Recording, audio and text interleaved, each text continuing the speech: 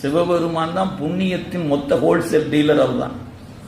நீங்க புண்ணியம் செஞ்சிருந்தீங்கன்னா உங்களை அறியாம சிவபெருமான்கிட்ட வந்துடும். இப்ப நம்ம கேட்கலாம் நம்மளை பார்த்து, நான் எப்படி இந்த சாமிகிட்ட வந்தேனே தெரியலீங்க, ஆனா வந்துட்டேன். அப்ப புண்ணியம் பண்ணியிருக்கிறோம், அதனால வந்துட்டோம்.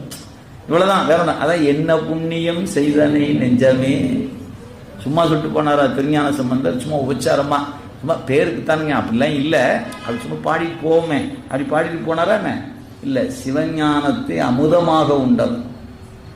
அவருடைய வாக்கு சத்திய வார்த்தை, பொய்யில்லாத வார்த்தை.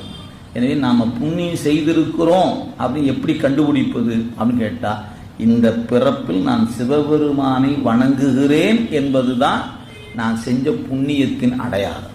என்கிட்ட இருக்குது. அது புண்ணியம் காரணம்.